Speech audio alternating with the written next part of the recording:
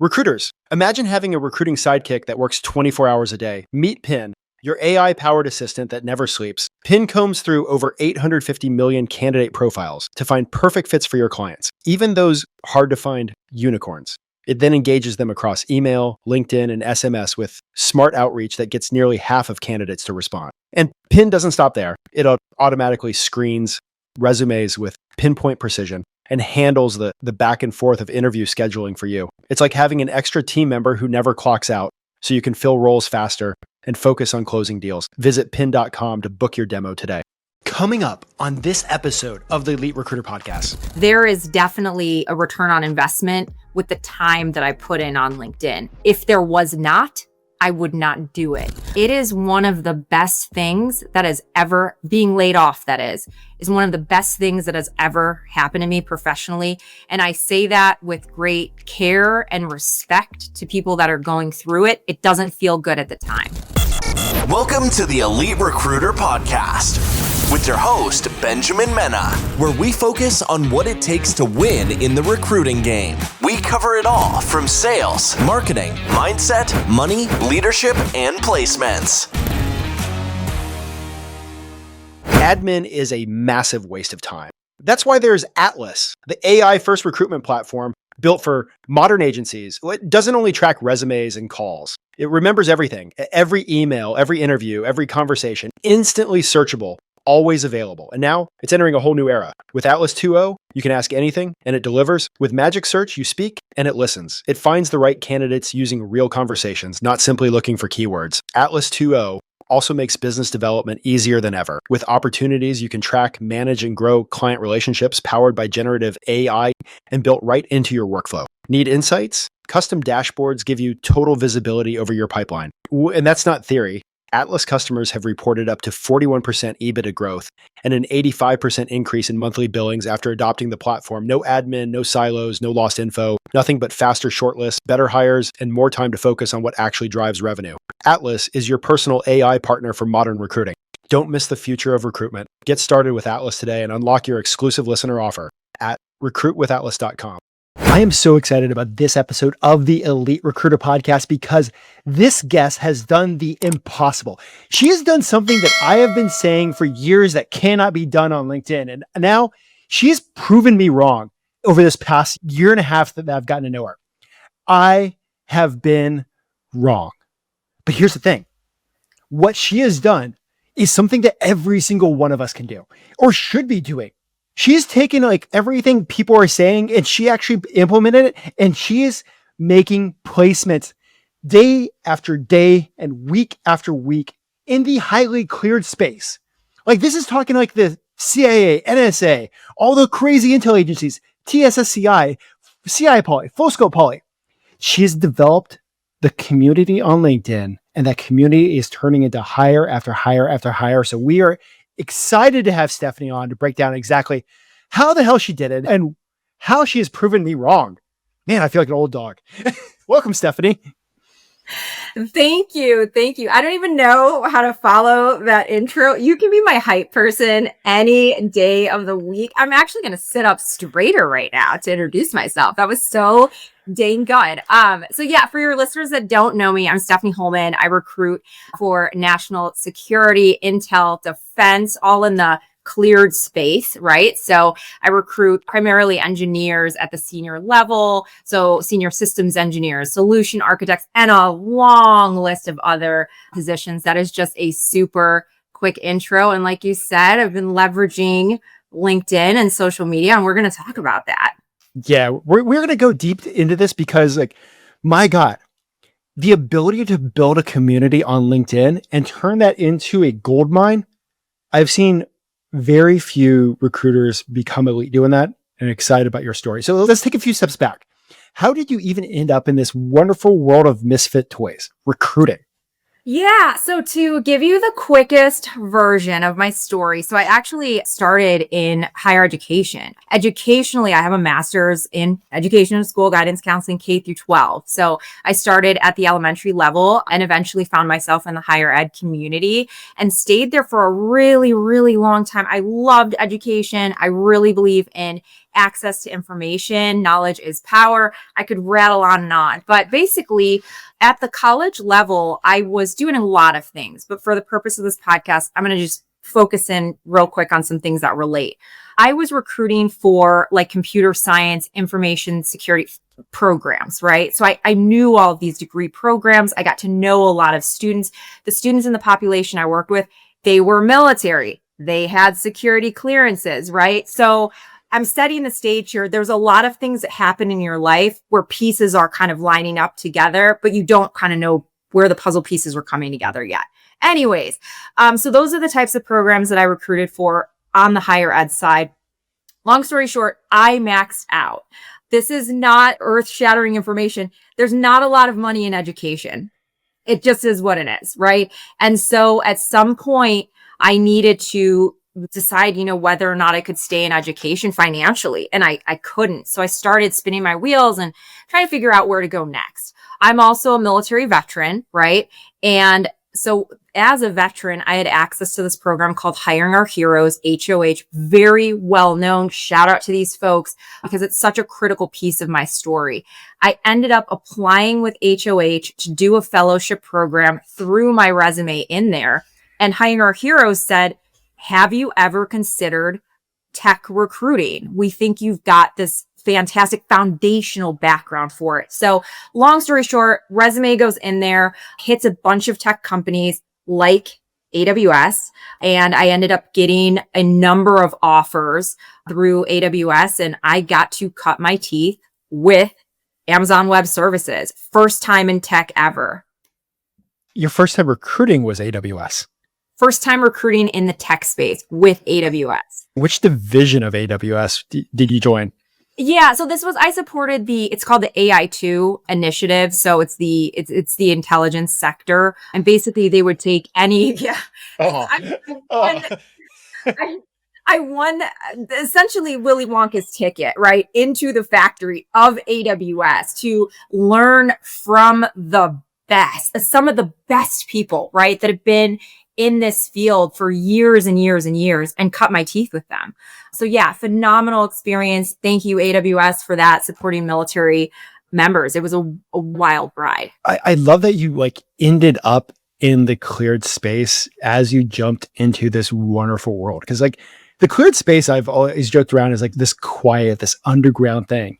And you and maybe two other people are really just bringing it to the forefront of what's happening out there. So we're going to get into that shortly, but so you worked at AWS for a few years and after that, where did your story go? Yeah, I want to touch on something before I get to that point, because I think this is so critical for recruiters that want to make a jump, right? In industries. Yes, I got the magic ticket, right? But make no mistake, when I got there, my hiring manager, shout out to Andy Gill, he level set me and he said, hey, when you come in, there is a massive learning curve ahead of you, right? You have to run as fast as you can, link up with people that, you perceive to be successful, you like their style, jump in. And I did just that, right? Leave your ego, your humble, leave that all at the door. You want to jump in tech, you need to learn tech. You need to learn how to speak tech. You need to develop those hiring manager relationships, go all in, and don't expect people to train you either, right? Because everyone at AWS is very, very busy. So I took a tech recruiting course, right? So I could learn different tech stacks. It was $1,200 to do that of my own money. It was an 8-week course. So again, I want to mention that because it's not just I got lucky and all the pieces fell together and off I went. It's this magical story. No. I had many, many days of doubt, right? Many days of YouTubing. How the heck do I say this word? And what does it mean? Is it Jason or Jason? You have to invest in yourself. So back to your question, I worked at AWS for about 1.5 years. Unfortunately, I was we're going to stay on AWS for a little while longer. And shout out to Andy. Andy, I love you. You're amazing, brother. I know. And he now works for me. I recruited him to my current company. So anyway. Perfect. Okay. So, okay. The cleared space is crazy. The hiring cleared space is crazy.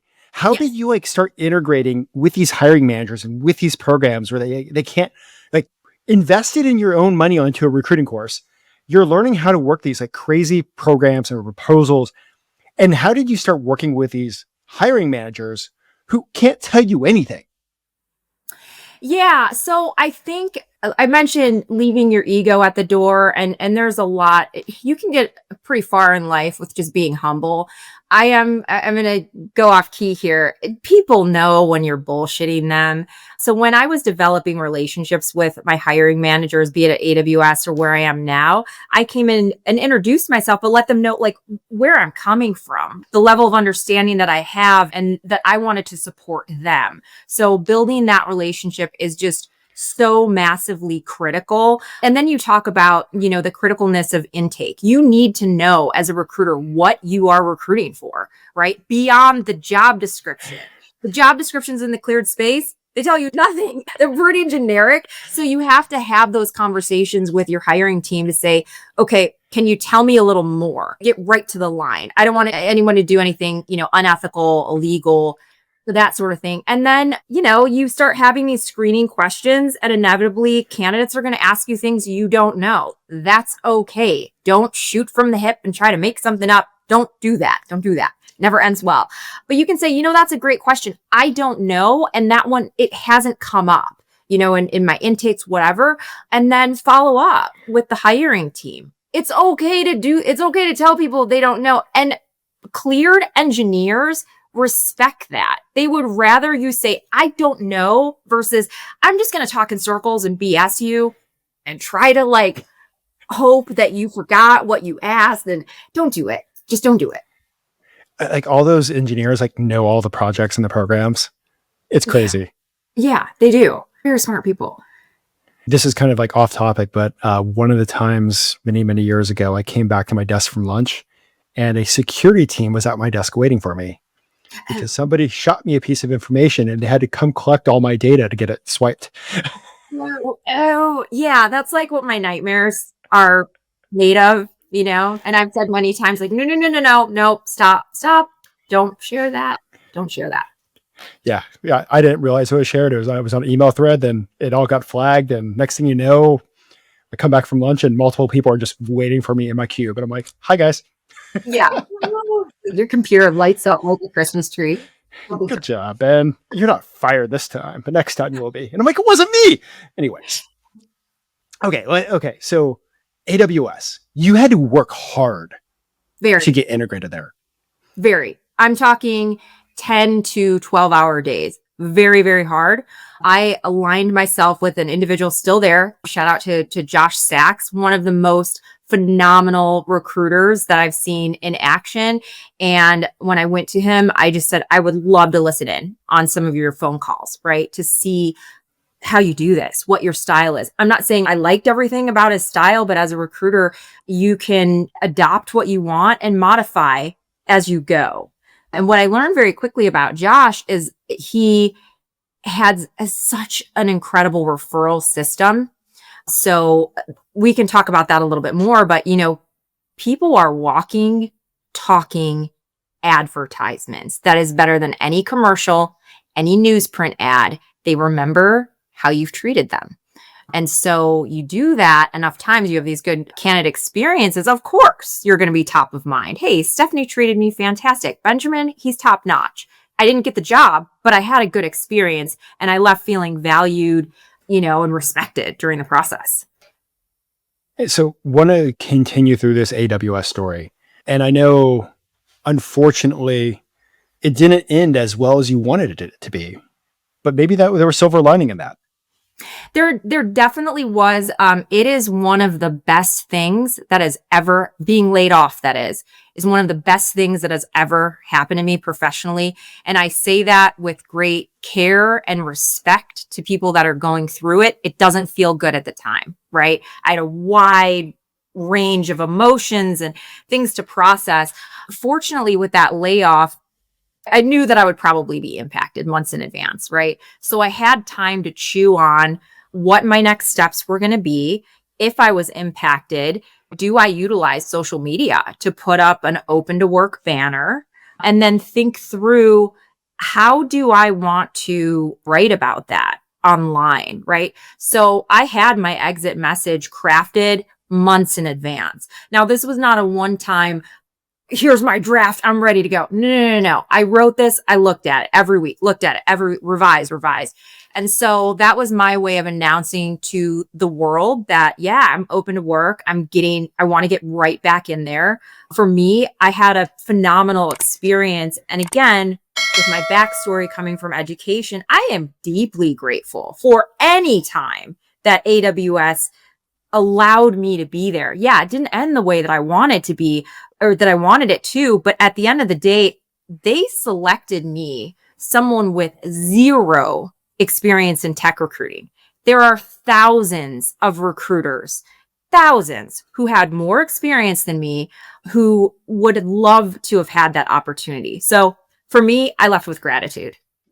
Awesome. And you jumped into a whole nother cleared recruiting role. And this is where we're going to go deep on with your story, because like you came out of nowhere in the cleared space. I was like, who the hell is this woman? Yeah. So I crafted this exit message, again, just leading with gratitude. And because I had been utilizing LinkedIn to talk about the cleared space, I already had visibility, at that point. What I grossly underestimated when I went into thinking about like LinkedIn, what I wanted to bring to that platform, right, was value for everyone in the cleared space, right? Again, access to information, kind of like the show Seinfeld. It's a show about nothing. How do you apply that to the cleared space? You just talk about everyday stuff. It doesn't have to be life-changing, but you talk about everyday stuff. What I grossly underestimated with LinkedIn was the exposure for myself. I never built that account with the intention of necessarily for myself utilizing it to find a job or whatever. And so when I put that exit message up, there's two things that happen that are important. Number one, the engineers that I had recruited, they saw it, right? And this is where candidate experience, treating people well with respect comes into play. These guys and gals, like, holy smokes, my LinkedIn messages, my phone lit up, right? From these cleared engineers saying, number one, I'm so sorry you were impacted. Two, I gave your name, your number to my former employer. They were making immediate connections for me. And from those connections, I had immediate interviews on roles that I didn't even apply to. And you think about the power of that. These are cleared engineers that have said, this person recruited me. I like their style. She's sharp, whatever, a bunch of complimentary stuff. And they got me immediate access to my next opportunities. I'm so deeply thankful for that. So please, anyone who's listening, man, watch how you treat people. That is absolutely crazy, because I know hundreds of recruiters that got impacted. Mm-hmm. And many of those recruiters did not have actual candidates becoming their advocates. Yeah. All right. So we're going to do a deep dive in community building and LinkedIn branding and talking about nothing online. Seinfeld. So real quick, how many followers do you have on LinkedIn at the time of this recording? 72,100 something. I looked. I'm sorry. I looked. Not that I know the number, but I know the number. Yeah. So 72,000 followers. And what would you say percentage of those have security clearances? I would say a little more than 50%.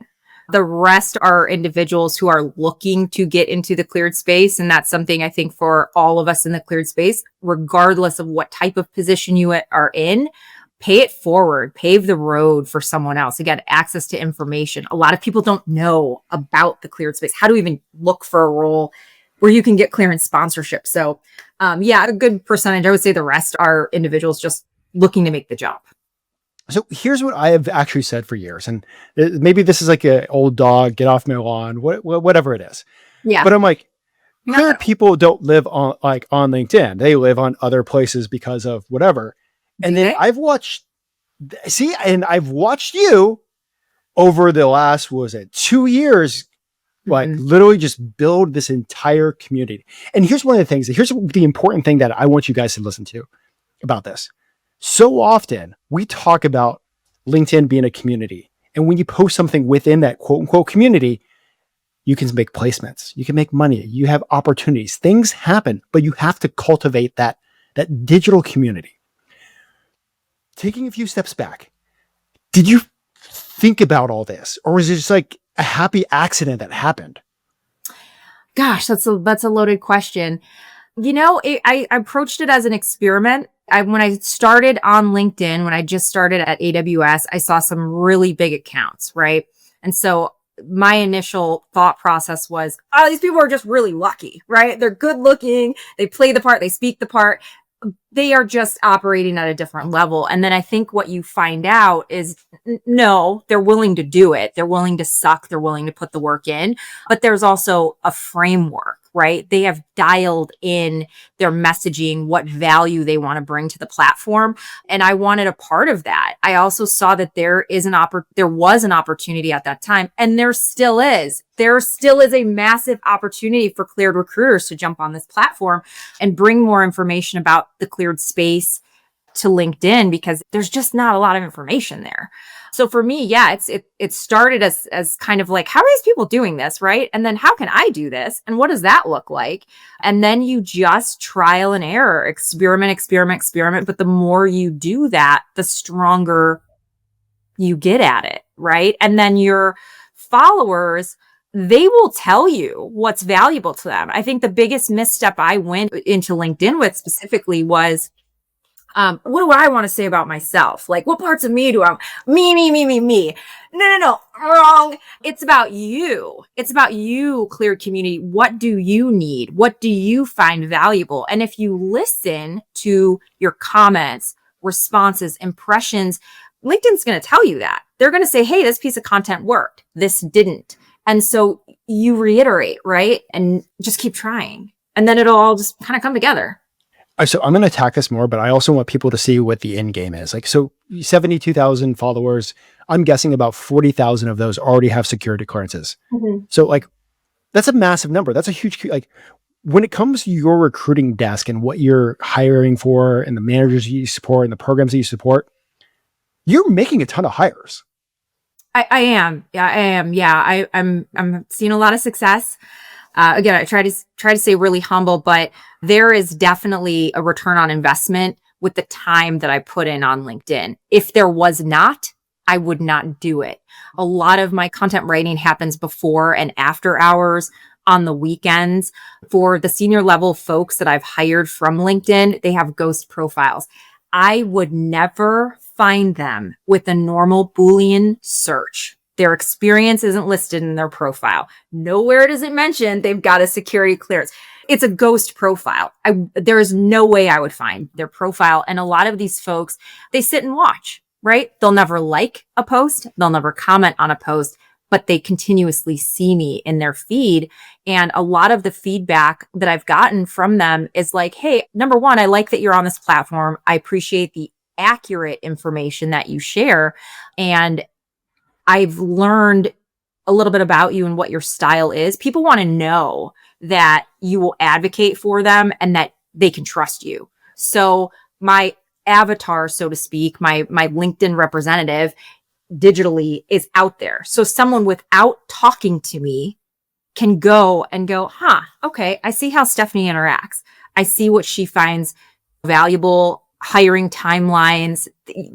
They gain access to that before they ever speak to me. And then they can make the determination, because let's be clear, highly cleared folks, especially at the senior level, they have lots of options. There are Stephanies every which way from Sunday out there that they can contact. Why should they contact me? Why should they spend their time? So yes, there's a lot of cleared engineers on LinkedIn. That is fact. That's not my opinion. That is fact from the outreaches and placements I've made. And that's why I wanted to kind of jump to almost the end of the story. Like, hey, no, like there's an ROI. You were seeing the benefits of like building this online community for like the last, 2 years, really? You've dialed it in? Yeah, 2 years. I would say 2 years, the accounts, it's taken off. Absolutely. All right. So when you're thinking about posting and when you're thinking about like this, are you sharing like, hey, I have this job, or what are you actually doing that's getting all these hires? Yeah. So it's really talking about what it is that I do, how I do it, why I do it, the company that I support. I can't stress this enough for a recruiter. If you work for a good company, tell people about it. Like, it doesn't have to be perfect, but people trust people, right? Individuals are better than any marketing advertisement. People, in my opinion, they want that social, organic social. They want those firsthand account. Why should I work there? Right. So all of that information, snippets adding up over time, I would say that definitely draws people to you to check out those roles. So yeah, I post about the roles I support, the teams that I support, again, hiring timelines, candidate experience, what happens at placement, you name it. I'm talking about it, as long as it's not classified or something I shouldn't be putting on social media. Most people in the cleared space understand what to say and what not to say. Right. But it's also one of those things, like, it's such a quiet industry. Why did you decide to go all in? Quite honestly, because I had to. So again, you think of my story, right? I peaked out in education. I had some really big titles. I had gone as far as I could go in that industry. And then I took the biggest professional risk of my life, leaving everything I had known. And these positions, there was not many of them, right? So you have to work years and years and years and then hope and pray that a seat opens for you, right? So took the biggest professional risk of my life to jump into tech. It was run.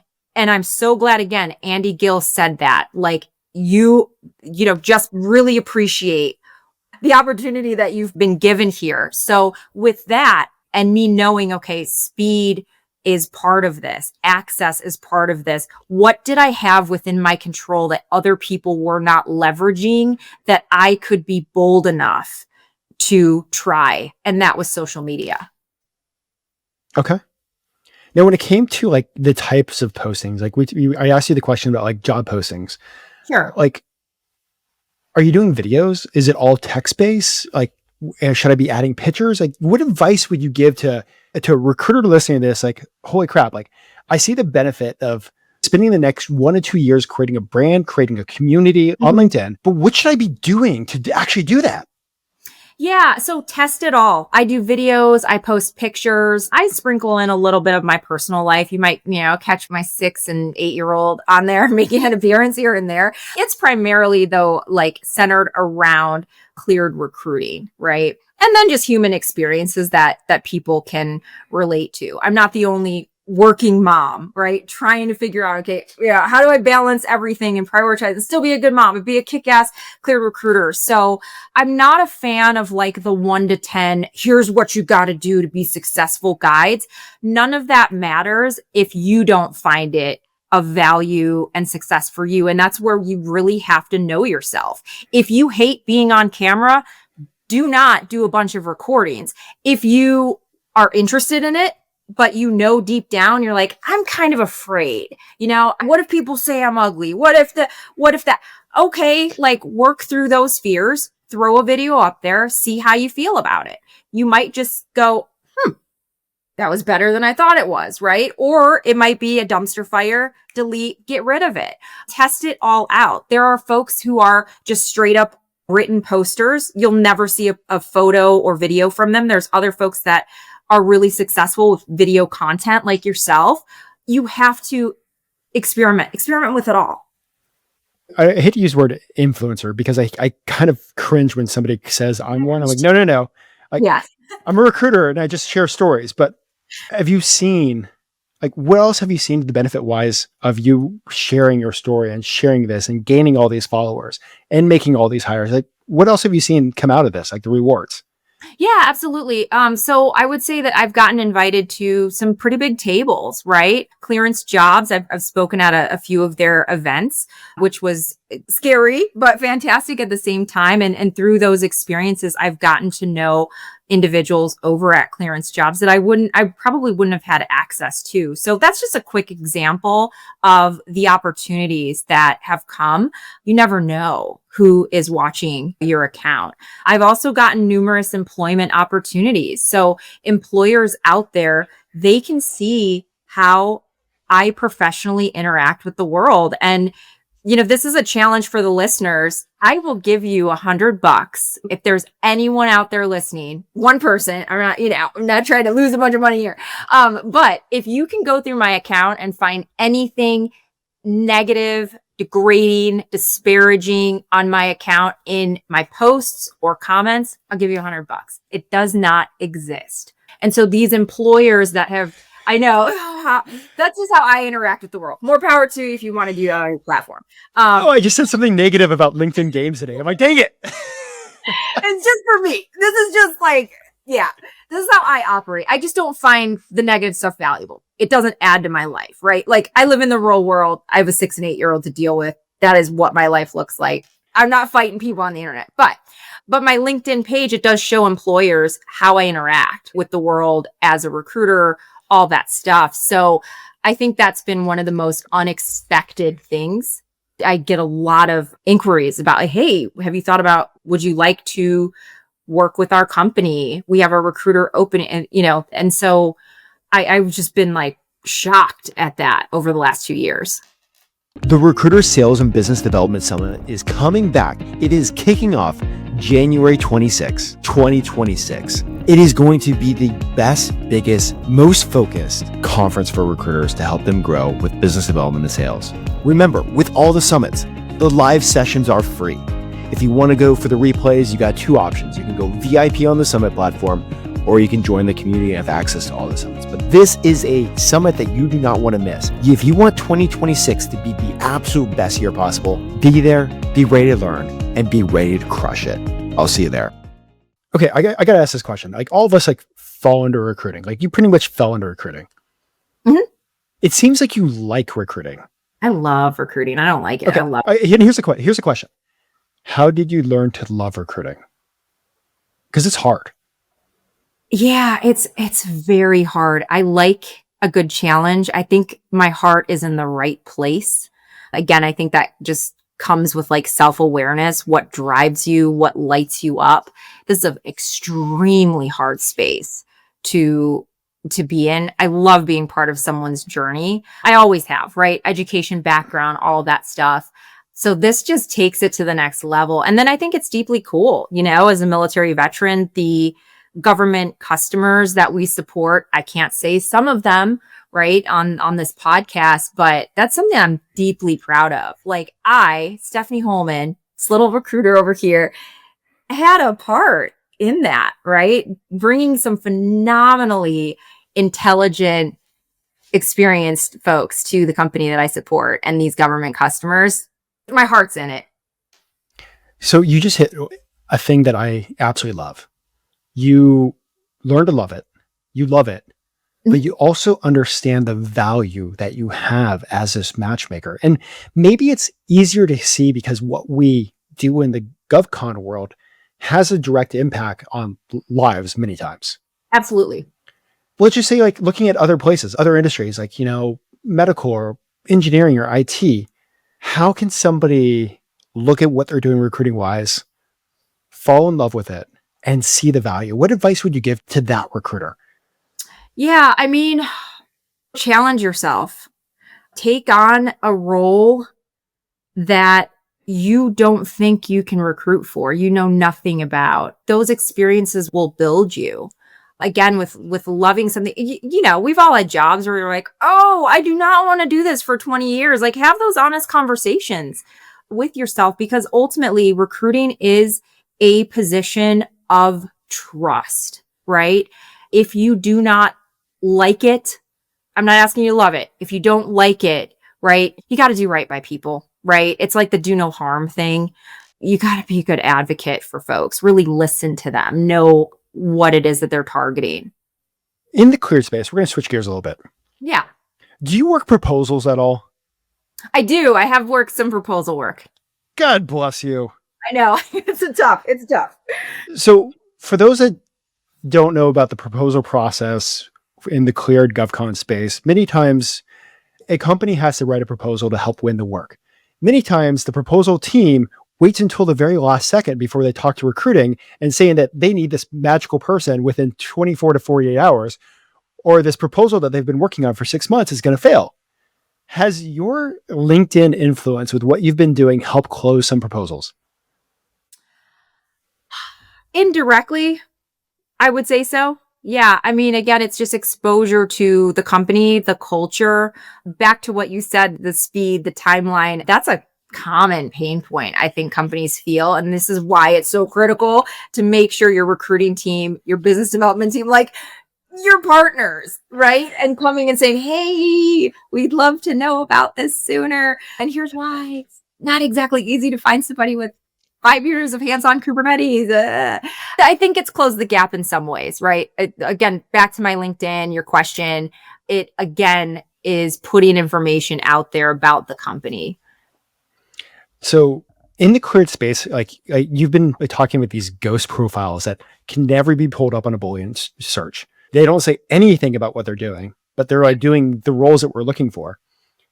I've had some crazy hires of like meeting people at breakfast locations and the Chick-fil-A by one of the Virginia customer locations and crazy stuff. Mm-hmm. Do you have a crazy placement story that was a successful hire? Nothing, I thought about this one. Nothing too crazy. Just I've had so many candidates who didn't make it in on the first try, the second try, the third try. So I think that would surprise people. And again, like that relationship building piece is so important. Also, with the notes that are archived from the interviews. So when I was at AWS, for example, there was someone who, and I'm going to leave out some details, but there was someone who interviewed for a role, didn't get it, right? One of the hiring managers remembered that individual months and months later, and it had nothing to do with that person's experience. They wore a Future Amazonian t-shirt to the interview. And so when the hiring manager reached out, I was like, I don't remember this person's name or what. I know it was a good interview. They hired somebody else, but they were wearing this t-shirt, right? And the t-shirt got them in the door in the end. They had to go through another interview and all that. But no, I would say my craziest stories are just the person that stayed motivated and kept an eye closely on the website, didn't burn the bridge, didn't think they were dead to us. They stayed motivated and persistent. So the future of recruiting, I think there's going to be a separation between like types of recruiters and the success of recruiters. Mm-hmm. And I hate to be saying like people need to become influencers, but you have to start building a brand. Do you see a divergence between those that are building a brand and those that don't? I do. I mean, you think about how accessible information is to us now, right? I didn't grow up with an iPhone or phone at all until I was in my 20s. Don't ask for my birthday, people. But now we have these are supercomputers in our pocket. And so I think for those who do have some sort of social media presence, again, who are you? What do you do? How do you do it? Why do you do it? What do you like about the company that you support? It again gives people access to that information, and it might tip the scales for you that they call, Benjamin instead of Stephanie or Stephanie instead of Benjamin. I do think we're going to see more of that. So I know we covered a lot. Before we jump over to the next part of the podcast, is there anything that you want to go deeper on when it comes to community building or building a brand for yourself? Just experiment. Everybody has fears. You're not going to be perfect right out of the gate, right? But through that process, you will figure out what works for you and what people value. So be willing to fail. I would have never in 100 million years thought I would have 72,000 followers. I'm just a regular person, right? Yes, I'm good at my job, but I also know hundreds of other, not hundreds, but maybe like 100 other recruiters who are fantastic at what they do. So give yourself the chance to fail. If you want a piece of this, it is not too late. You can start at any time. Age, what you look like, it doesn't matter. People want access to information and value. I love it. Jumping over to the quick fire questions, they don't need to be quick answers. Yeah. So I've seen you interact with recruiters, like especially cleared recruiters online, on LinkedIn. If somebody comes to you, let's just say they've never been in the recruiting chair before, they just got hired by a government contractor. or a agency that supports the GovCon world, and they hit you up like, "Hey, Stephanie, I see that you're out there. You're doing great. What advice would you give to me to have a successful career in the recruiting chair?" Yeah, you have to know what you're recruiting for. And that starts with having a solid relationship with your hiring managers. Work on your confidence to ask the questions that you need to know. Also, one of the things I learned from AWS is AWS is very data driven, right? Data is kind of indisputable. It is what it is. Know your data. Know your data. Every time you screen and a candidate says, I read this on the job description, I was kind of confused. This didn't make sense to me. Well, tell me more. Why didn't it make sense to you? And one of my favorite sayings is, I'm not an engineer and I don't pretend to be. I think that's the most dangerous thing. It's like me walking into the ER and saying, hey, can I help out? No, I can't help out. I'm not a doctor. I know a little bit about a lot related to tech and these roles, but at the end of the day, I'm not an engineer. So if somebody says related to the job description, this doesn't make sense to me. Cool. Tell me more. I'm gathering data points. And then collectively, if I hear that from more people, I'm going to go back to my hiring managers because they see me as a trusted source of information to say, hey, I'm getting a lot of the same feedback from folks on our job description that doesn't, make sense. So new recruiter, a hiring manager can make or break you. In my first conversation with a hiring manager, I always ask just kind of what they expect, right? What works for them? Again, how can I add value to their processes, hiring? How can I be a trusted partner? You said two things. First of all, you said confidence. Have you always been this confident, or did you learn how to be confident? Not at all. No. So confidence is found, I deeply believe this, through trial and error. Every successful, confident person I've ever met, they started somewhere. They didn't come out of the womb as, a doctor, the world's best recruiter, whatever. It's built through experiences. And some of those experiences bite you back a little bit, right? If I forget to ask something in the intake, I get on a screening call and I'm like, oh, the position's hybrid. Now this person's asking me, well, define hybrid. And I don't know. I should have asked that, right? I think confidence is just built through these interactions, these experiences. And then you do it enough that you retrain your brain to not go, oh, stop the brakes, you're going to look stupid. But to just ask the question, I'm asking the question because I want to help our team meet the hiring goal, whatever that is. And people respect that. So I know the AWS, the IC AWS for Intel community for those that I know how they worked. And you mentioned something about know your data. What was the data that you, at the very beginning of your recruiting career, dialed into to make sure that you were successful? Yeah. So how many, applicants were applying that were actually qualified? How many applicants got close to being qualified for the position, but were missing some tools? That sort of thing. Like know your numbers as far as who's applying, what their profiles look like. Is what we're recruiting for realistic, right? Like Kubernetes in the grand scheme of things is still a sort of newer technology. But if a hiring manager was like, hey, I need someone with 20 years of Kubernetes. Wait, what? So yeah, it's know your data. That can really help you to tell factual, accurate stories with your hiring team of what you're running into. You just brought back nightmares of like, no, you need to go talk to the core because the core doesn't know what they're doing. Right. The core doesn't have the experience. They just help put it together. So I tell the core that has not been around for that long. So they need to rewrite the stupid thing. Sorry, guys, GovCon world. Yeah. Welcome. It really is fun though. It gets wild sometimes, but You have to tell the government that they're an idiot. Nicely. Guys, nicely, tactfully, professionally. Has there been a book that's had a huge impact on your career? Yeah, I wrote this down because I did not want to forget the author's name, Blink. So that's by Malcolm Gladwell. And it's, how can I describe this without giving too much away? It's about decision-making and our unconscious biases that we have, right? It happens in a blink. You see someone and you're like, oh, this person has this story.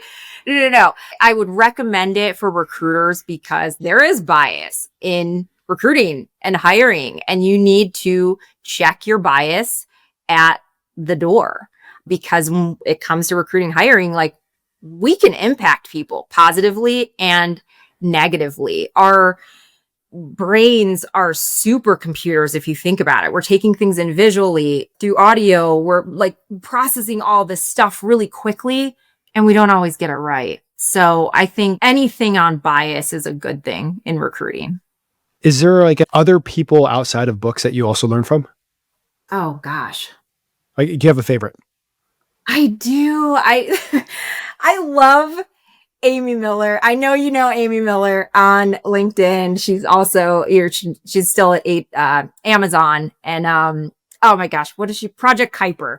She does stuff with satellites, wildly cool stuff with satellites. But I love her presence, her advocacy for candidates, truth telling, right? Hey, here's what recruiting actually is, from someone who is actually a recruiter, who has done it for years and years and years. I have massive respect for that. And the amount of time that she pours into this and giving free information, again, so people have access to these opportunities. She's probably my number one, and has also just helped me in my own journey of like, how do I want to show up? How do I want to show up? What kind of like value do I want to give the world? Do you have a favorite tech tool? Oh, God. So many. Okay. Related to recruiting right now, I have been using BrightHire. Have you heard of BrightHire? Okay. Yeah, I love it because it can record. Obviously, you get folks' permission, but it can record the conversation, take notes. So from a recruiter perspective, I can really, really focus deeply on the conversation. Whereas before, I'm having the conversation, I'm typing, 100,000 miles a minute, hoping that I'm accurately capturing that information. Again, this goes back to advocacy. Be a good advocate for people. Part of that is capturing their experience correctly. So I think that BrightHire eliminates some of those things that you can just kind of naturally miss, because we're human in this process. I still take notes myself. So BrightHire is running, it's capturing stuff. I still take my own notes as I'm doing that. But yeah, I think BrightHire tools like that are tremendously helpful. So one of the things about the cleared space is cleared recruiting isn't 9 to 5. No, not at all. It's a lot of weekends, a lot of after hours. You got 2 wonderful kids. I've seen them on LinkedIn. Yeah. How do you balance being a rock star recruiter with also balancing a family? Yeah, I think number one, it starts with the company that you're supporting. I could not do what I do if it weren't for the support of the company. So what does that actually look like? It means that I can flex my hours here and there, right? If I choose to jump on a Saturday, I can maybe leave early during the week. The other piece of that is you don't have to be perfect. I think when I started, in my head, I thought, okay, I want to sound like super professional, heavily scripted, no background noise. Here's the thing. As you build your following, your community, whatever, my number has been given out multiple times and I'm getting a lot of referrals. So yeah, sometimes I'll get a call on a Saturday at a soccer game. I answer the call and I quickly realize, oh, this person's calling about something recruiting related. Hey, I have a few minutes as long as you don't mind background noise. And people, they're like, no, I'm good. I'm calling you. That doesn't mean I stay on the phone for a super long time. These calls are pretty quick, but I can say, hey, can you just give me a baseline real quick of your experience? Shoot me an email, shoot me your resume to, my email address. I'll follow up with you. Thanks so much for calling. So that's really what it looks like. There might be a kid in the background kicking a soccer ball, and people can relate to that. I got a question going back to the community building. Yeah, I think a lot of people are coming inbound to you now, right? Yes, absolutely. At the very beginning of this community building, were you actively out there adding connections within the space? Yeah, that's a great tip. And I still do it to this day. I maximize my connections every single week. And what I'm specifically looking for is the population that I'm working with, folks who are in the cleared space. They have an active clearance. So I'll search by that. I'll add them to my network. Do I send them, an AI generated message and all that. No, I actually don't do that. I just hit connect. The majority, they're like, accept, Also, LinkedIn, I can't speak too much about the algorithm. I really don't know. This is just from my like individual perspective as a user. I've done that enough now to where LinkedIn, it will recommend all cleared connections. So I just, hop on my computer, connect. You want to put them in your network. And as I've maximized my connections and they're all cleared, I think like the algorithm knows that's who I'm looking for. And so they show up more in my feed. And this is something I made note of, and I should have asked you earlier when we were talking about the community building, because I think so many recruiters, they have their 6, 7, 8,000 connections. They keep on talking to those without adding to that bucket of the community. Yeah, I definitely made that misstep too. Like getting it to a certain number. 10,000 was, I just thought, let's just see if I can do 10,000 and then I'll just end it here. And then obviously it kept going beyond that. But yeah, be really intentional. It's okay to tell people what you are recruiting for, what you're looking for, why you're here. That's okay. And I post that very frequently. Like, hey, this is what I do. This is what I'm looking for. These are the types of positions that I'm recruiting for. Tell people what you actually do. Has there been a challenge in your recruiting career that you've had to work through that's been tough? Gosh, so many. I would say you can't possibly know everything in this space. And so that's again where you have to let go of your ego and just be willing to suck, a bit. Not every screening call is going to go the way that you want it to go. I think if you keep the heart of what you do as valuing someone's time, like generally it can't go too wrong. But when you get on screening calls, if you don't know something that someone's referencing, it's okay to say, hey, I haven't heard of that tool. What is that again? Can you give me the spelling of that? Is it comparable to something else? Like, you have a duty to capture that information. So be humble enough to ask. And nobody wants to sound like an idiot. I don't want to sound like an idiot. I don't know if you can see it, but there's all the tech related books I've read several times. I haven't just read them once. I've read them like 3 times, and I still, some stuff I'm like, wait, what is that? It's okay not to be perfect. So I've seen your interactions on LinkedIn. I see you talking with other recruiters. I see you actually like also advocating for other recruiters. Absolutely. In that, I'm also seeing a lot of recruiters like asking you questions, which is super cool. And I'm sure people ask you like the tactical questions, like how'd you grow your network? How'd you grow your career? How'd you get into the places? How are you getting so much inbound? How many inbound like placements and hires you're making? In all those tactical questions, is there a question that you wish recruiters would ask you, but they never do? More questions that are fear related. I think that keeps a lot of people from testing this out. And what I mean by that is no one wants to be judged. We're not always going to get it right with our posts. There might be some information that you get wrong. There might have been something you could expand on a little bit more. If you post a picture, I actually have had this happen. Someone was like, you should be more attractive to post selfies. Well, you got to take it up with my mom, Sandy K. If you don't like, but like, I like and I love myself at this age. So that is not damaging for me at all. It's like, oh, I wonder what this person says to themselves if they can jump on, right? And like attack somebody's physical looks, whatever. They're probably not in a good place. It has nothing to do with me. But for a recruiter, especially a younger recruiter, like that could be a really not nice experience. So back to fear. Yeah, I wish people would talk about what is holding them back. I can give you every framework you want to post and whatever, but at the end of the day, you're exposed at some level with having a social media presence. Can you handle the negative feedback and criticism that you inevitably will get? It will happen. It's just a matter of time. It's always the accounts with under 500 connections and mostly no profile picture. It is. Yeah.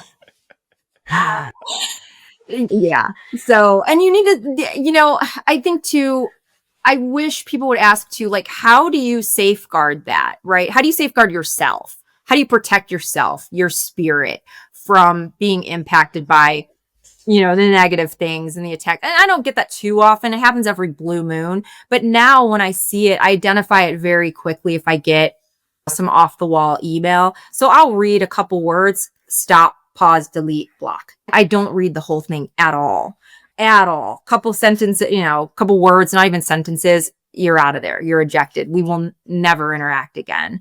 So again, I think that holds a lot of people back with just not knowing where to start and thinking that they have to be like perfect at all times. You're not. We're imperfect people. That's what makes us kind of uniquely beautiful. We're not perfect.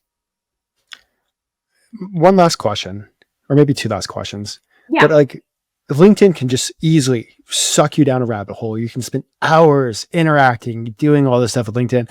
How do you balance the interaction with the community and actually getting shit done? Yeah. So I have a responsibility to my employer to dedicate the time that they are paying me for to filling the positions that we have, that I'm assigned to. That is what I am responsible for Monday through Friday, 8 to 4, whatever my hours are for that day.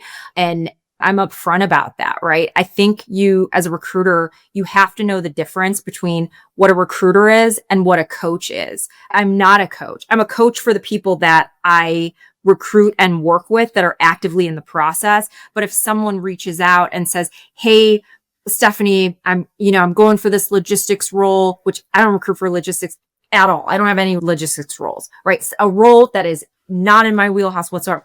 Do you mind reviewing my resume? Oh, the human side of me, like, of course I want to, but I don't have time for. And that would be a gross misuse of my employer's time. So you need to get really clear with where you are spending your time. Yes, I try to answer as many questions as possible on my own time, but then there's that balance. As a mom, do I take time away from my kids to answer 40 messages? Or is the more effective thing to do is go through those 40 messages, identify some common themes, and then do a post about it to bring more information to the public. It's not perfect. Some days I get it wrong. Some days I get it right. I'm still kind of figuring that balance out. And last question, and then I'll let you go. Yeah. If you could go back to the very beginning of when you started this journey, this recruiting journey, this building a community journey, have a conversation with yourself, what advice would you give yourself? Yeah. Everyone starts somewhere. And for some of your listeners out there, this might be your somewhere. Don't rush the process. There is so much value in the time that it takes to learn about your hiring team, what you're recruiting for, job descriptions. Like, I know with social media and everything that we have access to, it's like overnight success, be a badass in 10 days. Like, that's not reality. It is for a small percentage of people, but that's not how it really works. Don't rush the process, right? And you truly are competing with yourself. And this applies to any industry out there, any job. If you can be better than the person you were yesterday, even by 1%, all good, right? And continue that moving forward. And one day you're going to wake up and go, whoa, I kind of know some stuff here, right? So you're competing against yourself. If there's high flyers out there around you, don't be intimidated of them. Ask them, how do you do what you do? And can I take 10 minutes of your time to learn a little bit more about it? Drop your ego, be humble, go find out how people do what they do. Some people are going to say no. Some people are going to say yes. Don't limit yourself. Don't close the door on yourself. This has been a phenomenal conversation. But before I let you go, if somebody wants to follow you, how do they go about doing that? Yeah, you can find me on LinkedIn, Stephanie Holman. It is spelled just like it sounds, and you will see me on there. Connect with me, follow along, shoot me questions. I'm so grateful for everyone out there who does follow, because that is exactly where the content comes from. And is there anything that you want to share before I let you go? Yeah, just to the recruiters listening again, recruiting is such a true, position of trust. We see people at their strongest. We also see them at their weakest, right? And sometimes that results in someone lashing out, someone maybe acting inappropriate with you. We're all human. Job searching, financial pieces are really, really stressful.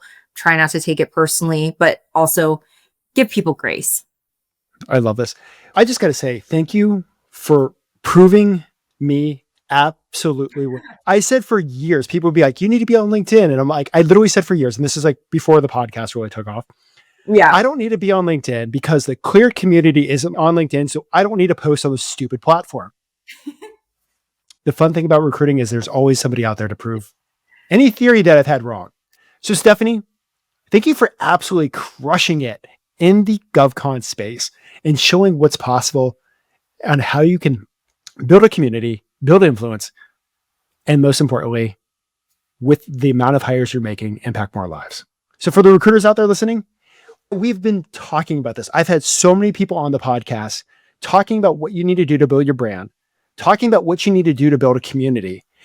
She has done it. Go to her LinkedIn profile, watch what she's doing, because this could easily be a $1 to $2 million book of business if you follow her game plan and follow her blueprint. So keep crushing it, guys. I want to see what you could do in this next year. Recruiters, imagine having a recruiting sidekick that works 24 hours a day. Meet Pin, your AI-powered assistant that never sleeps. Pin combs through over 850 million candidate profiles to find perfect fits for your clients, even those hard-to-find unicorns. It then engages them across email, LinkedIn, and SMS with smart outreach that gets nearly half of candidates to respond. And Pin doesn't stop there. It automatically screens resumes with pinpoint precision and handles the back and forth of interview scheduling for you. It's like having an extra team member who never clocks out, so you can fill roles faster and focus on closing deals. Visit pin.com to book your demo today. Admin is a massive waste of time. That's why there's Atlas, the AI-first recruitment platform built for modern agencies. It doesn't only track resumes and calls. It remembers everything, every email, every interview, every conversation, instantly searchable, always available. And now it's entering a whole new era. With Atlas 2.0, you can ask anything and it delivers. With Magic Search, you speak and it listens. It finds the right candidates using real conversations, not simply looking for keywords. Atlas 2.0 also makes business development easier than ever. With opportunities, you can track, manage, and grow client relationships powered by generative AI and built right into your workflow. Need insights? Custom dashboards give you total visibility over your pipeline. And that's not theory. Atlas customers have reported up to 41% EBITDA growth and an 85% increase in monthly billings after adopting the platform. No admin, no silos, no lost info, nothing but faster shortlists, better hires, and more time to focus on what actually drives revenue. Atlas is your personal AI partner for modern recruiting. Don't miss the future of recruitment. Get started with Atlas today and unlock your exclusive listener offer at recruitwithatlas.com.